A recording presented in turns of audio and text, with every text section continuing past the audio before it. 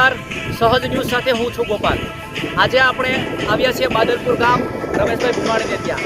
થોડા દિવસ પહેલાં એક મેસેજ વાયરલ થયો હતો કે ખેડૂતની વ્યથાને સમજવા માટે ખેડૂત ચિંતન શિબિરનું એક આયોજન બાદલપુર ગામની અંદર કરવામાં આવેલું હતું। તો આજે ખેડૂતને કઈ કઈ તકલીફ પડી રહી છે, ખાતર, બિયારણ, મોંઘવારી, ડીઝલમાં મોંઘવારી, મજૂરી ખર્ચમાં વધારો, એને માટે અલગ અલગ ખેડૂતોએ આ ચિંતન શિબિરની અંદર મંથન કર્યું। તો સીધા જ રમેશભાઈને મળીએ કે રમેશભાઈ, આજની આ ચિંતન શિબિરની અંદર તમને ખેડૂતો પ્રત્યેથી કેવા કેવા રિવ્યૂ મળ્યા, ખેડૂતોને કઈ કઈ તકલીફો પડે છે અને આગળની તમારી રણનીતિ શું રહેશે?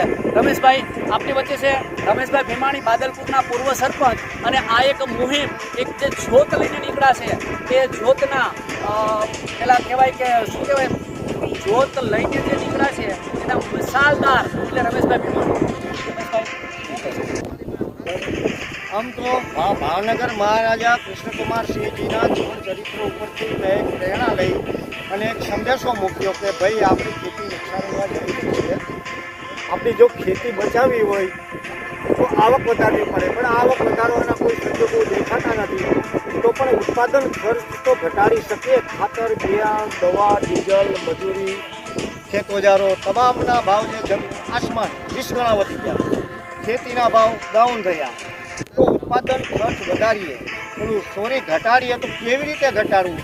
તો એક વિચાર રજૂ કર્યો કે ભાઈ આપણે જે વાવેતર કરતા હોય એમાં 50% વાવેતરમાં કાપ મૂકીએ એટલે ઓટોમેટિકલી 50% જે ખર્ચ છે એ ઘટશે અને આપણી જરૂરિયાત મુજબનું વાવવાનું, એ સિવાયનું રોકડ કોઈ જરૂરિયાત હોય તો 2 ભેંસું રાખવાની, જે જમીન પડતર રાખીએ એની અંદર નિરણ વાવીએ, જેથી કરીને આપણે કોઈ વસ્તુ ખરીદવી હોય, આપણી ફાઇનાન્શિયલી ઇકોનોમિક જે કંઈ સિસ્ટમ હોય એ પેલી એમાં અસર ના કરે।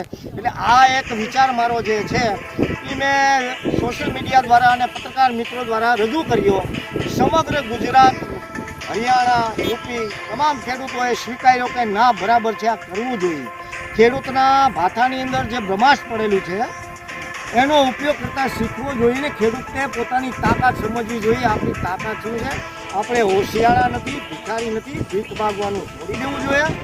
આને લઈને 50% વાવેતર ઘટાડીએ, ઓટોમેટિકલી બધું સારાવાના થઈ જશે।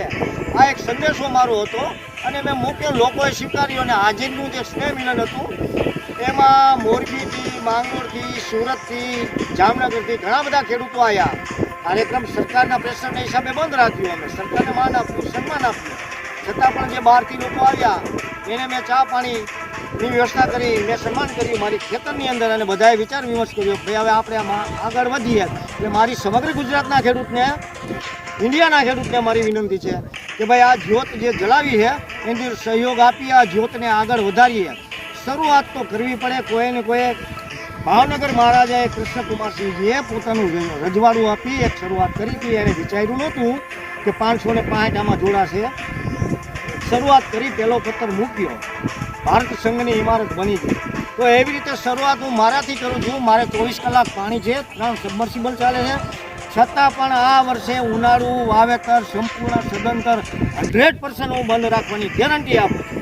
મારાથી હું શરૂઆત કરું છું એટલે દરેક મિત્રો આ મારો સંદેશ સ્વીકારે અને આમાં જોડાય અને આપણી ખેડૂતની જે વેદના છે એને આગળ વધારીએ, એવી જ મારી અપેક્ષા અને આશા। જય હિન્દ, જય ભારત। અલગ અલગ ખેડૂતો આવ્યા હતા, એ રેલીઓ બધા એમ એ સહમત છે, એગ્રી છે કે ભાઈ ખેતીનું ઉત્પાદન ઘટાડવું પડે, ખેતી ખર્ચ ઘટાડવો પડે। આ બાબતમાં આપણે આયોજન, વ્યવસ્થિત આયોજન કરીએ, સરકારની પરમિશન લઈ અને મોટા સભાઓ, ખેડૂત સંમેલનો રાખીએ અને આ જ્યોતને આગળ વધારીએ। આ બધાના